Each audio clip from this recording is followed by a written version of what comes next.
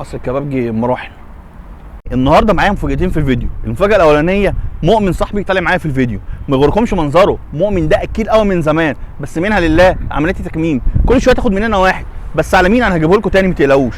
المفاجاه الثانيه رجعنا لفيديوهات المقارنات بتاعت زمان، ومقارنه النهارده بين عتاوله سندوتشات الكفته والحواوشي في الشيخ زايد.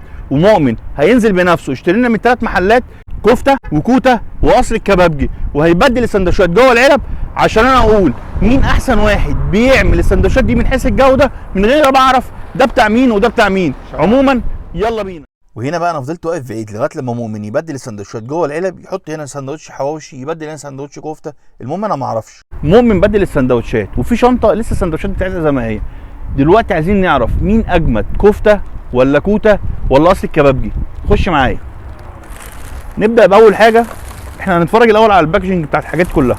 وبدانا اول حاجه بالباكنج بتاع كفته. الصراحه العلبه بتاعته محترمه جدا، وبينزل في شنطه بلاستيك شكلها شيك، ومعاه جلافز، ومعاه علبتين، علبه من الطحينه وعلبه من سلطه الطماطم. اما كوته بقى هو واخد نفس الباكنج بتاع كفته بالظبط، واخد كل حاجه، الشنطه بالكرتون بنفس اللوجو بنفس الشكل بنفس الرسومات، كل حاجه بالظبط.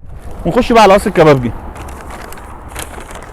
الموضوع مختلف، مفيش علبه كرتون، مفيش شنطه بلاستيك، في شنطه كرتون، وفي الحاجات الحلوه والدلع والجمال بتاع قصر الكبابجي.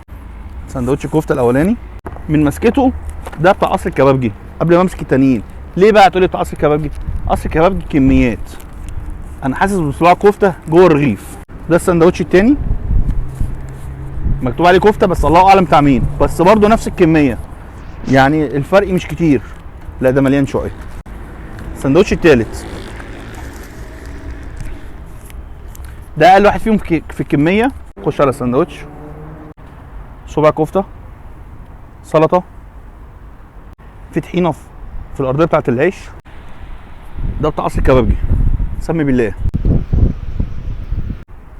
العيش فرول شويه، يعني ده اخر محل احنا جبناه. الكفته طعمها حلو قوي، العضه موجوده، الطعم بتاع الشاورما موجود، الطحينه خفيفه جدا، طعم الكفته غالب قوي. اللي بعده ده اللي مكتوب عليه كفته،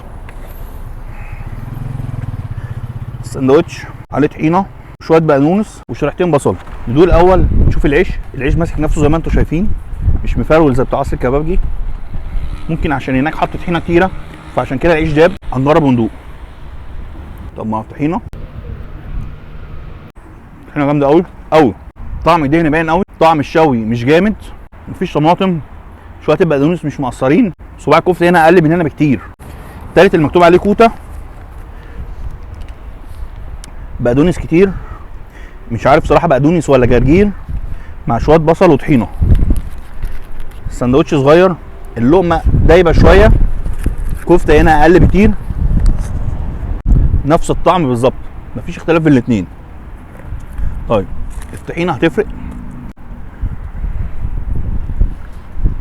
لا، طحينه الكفته احلى بكتير، طحينه خفيفه. هنا الطحينه تقيله. بالنسبه لي قصر الكبابجي نمبر 1، الاثنين التانيين زي بعضهم خالص. قصر الكبابجي مراحل. نطلع رغيف الحواوشي بتاع كوته، لو احنا خلاص فهمنا ان هو ده بتاع كفته او بتاع كوته. هنا بقى كانت كميه اللحمه قليله جدا، الاطراف بتاعت العيش ما كانش عليها لحمه تقريبا خالص. حواوشي قصر الكبابجي معروف العيش بتاعه، العيش الابيض وعليه شويه رده، مش زي السندوتشات التانيه. بصوا الكميه، بصوا الرغيف قد ايه. لا اللحمه اللي هنا مرتين. بس انا ما بحبش العيش بتاع الحواوشي بتاع قصر الكبابجي اللي في السندوتشات. العيش الابيض ده ما يتعملش بيه حواوشي خالص، لما بيتحط فيه اللحمه وتحط على الفحم العيش نفسه بيطرى. وده السندوتش التاني، ده يعني كميه مقاربه جدا لقصر الكبابجي، بس ده معمول بعيش بلدي. العيش بلدي ابو رده، كميه اللحمه اللبابه، كميه اللحمه اكتر بكتير من السندوتش الاولاني. بسم الله. اول سندوتش، العيش مقرمش من الجناب ومن جوه طري جدا، طعمه حلو، طعم الحواوشي والعيش طعمه حلو قوي. العيش مقرمش من الاطراف، طري شويه من جوه، كميه اللحمه قليله، بس طعم اللحمه بتاعت الحواوشي اللي احنا بنعملها في البيوت. ده السندوتش التاني،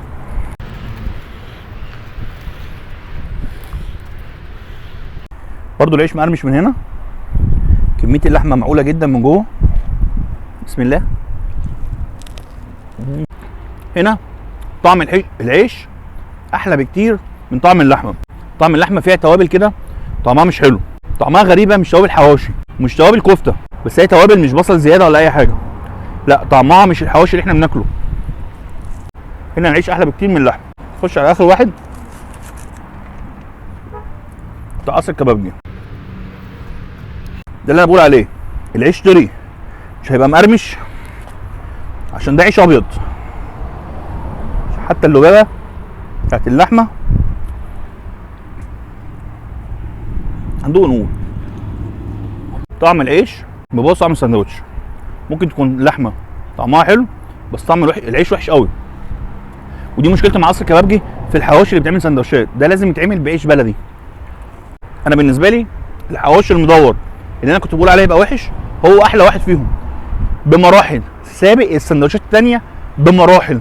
طيب احنا دلوقتي هنعرف من مؤمن الرغيف الحواوشي المدور كان بتاع مين؟ كان بتاع مين يا مؤمن؟ بتاع كوتا. بتاع كوتا. لا كوتا. الحواوشي بتاع كوتا جامد جدا، يعني انا لو هروح اشتري حواوشي من كوتا، الحواوشي بتاعه جامد جدا. بس كفته بلا منازع هطلع على قصر الكبابجي، ادي العيش لخبازه بتاع مشويات يبيع كفته.